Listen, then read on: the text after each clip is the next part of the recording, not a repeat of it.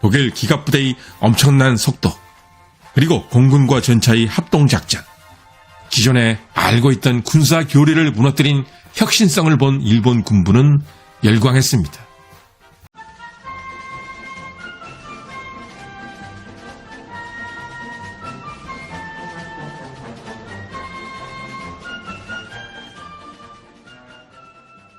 일본의 역사를 보면 매우 흥미롭습니다. 아시다시피 일본은 2차 대전 패전국. 그러나 2차 대전 이전까지의 일본 역사는 정말로 완벽했습니다.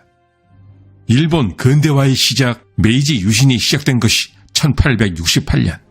이후 일본은 자신의 가장 큰 라이벌이자 장애물이었던 청나라와 러시아를 차례대로 격파했습니다. 그리고 1914년에 시작된 1차 대전. 일본은 1차 대전에서도 역시 승자였습니다. 일본은 1차 대전 이전부터 세계 최강대국 영국과 동맹 상태였습니다. 때문에 일본은 유럽에서 1차 대전이 시작되자 자연스럽게 연합국과 한편이 되었던 것. 그런데 일본이 너무나 영리했던 것은 다른 연합국들처럼 대규모 인명피해를 입고 경제가 엉망진창이 되지 않았다는 점. 일본은 1차 대전에서 거의 아무런 피해도 입지 않고 승전국의 자리를 따냈습니다. 또한 일본은 독일의 식민지였던 산둥과 태평양의 마리아나, 캐롤라인, 마셜 제도를 모두 얻었습니다. 이렇게 거의 피를 흘리지 않고 승전국이 되어 새로운 영토까지 얻게 된 일본. 어떻습니까? 일본은 이렇게 언제나 이기는 쪽을 선택해왔습니다. 만약 1차 대전에서 일본이 잘못된 선택을 했더라면 아마 식민지 조선은 30년 이상 더 빨리 해방이 되었을지도 모르겠습니다. 그런데 일본이 얻은 것은 이뿐만이 아니었습니다. 1차 대전 종전 후인 1920년, 일본은 현 유엔의 전신이었던 국제연맹 상임이사국이 됩니다. 당시 국제연맹 상임이사국은 영국, 프랑스, 이탈리아, 그리고 일본. 일본이 상임이사국이 된 이유는 일본이 당시 아시아를 대표했던 국가이자 아시아에서 가장 강력한 열강이었기 때문. 지금의 유엔 상임이사국들은 모두 2차 대전 승전국이자 핵을 보유한 강대국들입니다. 이것을 생각해 볼 때 당시 일본의 위치가 어땠었는지는 충분히 상상이 될 것입니다. 게다가 일본이 국제연맹 상임이사국으로 활동했던 1920년대는 일본 경제력 또한 세계 5위권을 유지했던 시절. 한마디로 1920년대는 일본의 아름다운 황금기였습니다. 그런데 이쯤 돼서 의문이 하나 있습니다. 메이지 유신 이후 1차 대전까지 언제나 완벽한 선택을 했던 일본. 그런데 왜 2차 대전 때는 최악의 선택을 거듭했던 것일까? 일본의 첫 번째 최악의 결정은 1940년 9월 27일 독일, 이탈리아와의 추축동맹 체결. 1차 대전 때는 연합국에 섰던 일본이 이제는 추축국의 운명을 걸었던 셈입니다. 일본은 이 결정을 시작으로 1941년 12월 7일 미국의 진주만 공습까지 하게 되었고 결국은 원자폭탄까지 얻어맞고 패전국으로 전락하게 되는 것입니다. 언제나 영악할 정도로 손해 안 보는 선택만을 했던 일본의 위정자들. 도대체 그들은 뭐에 꽂혔길래 나치 독일과 한편이 되는 추축동맹을 체결했던 것일까? 1939년 9월 1일 2차 대전의 발발. 그러나 일본은 무려 1년간을 중립을 유지하며 가만히 지켜보기만 했습니다. 어디까지나 유럽에서 벌어지는 전쟁이었고 일본과는 별 상관이 없는 남의 일로만 생각했기 때문이었습니다.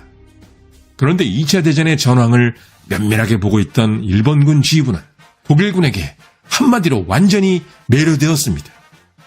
1939년 9월 독일군보다 한 수 아래였지만 꽤 오랜 시간 동안 버텨줄 거라고 생각했던 폴란드군이 순식간에 독일군의 전격전에 무너지더니 1940년 5월이 되자 프랑스에서 번개 같은 독일군의 공세가 시작되었습니다. 독일 기갑부대의 엄청난 속도, 그리고 공군과 전차의 합동작전, 기존에 알고 있던 군사 교리를 무너뜨린 혁신성을 본 일본 군부는 열광했습니다. 특히나 이 시기 일본은 중일 전쟁의 수렁에 빠져들어 장제스의 국민당군과 지지부진한 전쟁을 벌이고 있던 상황. 이런 상황에서 일본군 지휘부는 우리도 독일처럼 멋지게 싸워봐야 하지 않겠냐며 피가 끓기 시작하는 분위기가 시작되었습니다. 실제로 당시 일본 군부의 내부 문서에는 독일군의 승리가 우리들의 행동을 정당화하고 있다라는 식의 표현이 자주 보이기 시작합니다. 1차 대전 때 줄을 잘 섰고 큰 이득을 봤던 일본. 일본 군부는 이번에는 아무래도 추축국이 승리할 것 같다는 일반적인 대세론에 베팅하기로 결정했습니다. 게다가 잘 나가는 독일군에 자극받은 일본 군부는 마음까지 더욱 조급해졌습니다. 프랑스령 인도차이나와 타이, 영국령 말레이와 보르네오, 네덜란드령 동인도와 버마. 그런데 본국인 네덜란드와 프랑스 자체가 이미 독일군에게 점령당했고 영국 또한 완전히 찌그러져 있던 것이 당시의 상황. 일본 군부는 동맹인 독일이 동남아에 있는 식민지들까지 다 차지하면 어떡하나라는 조바심이 일었습니다.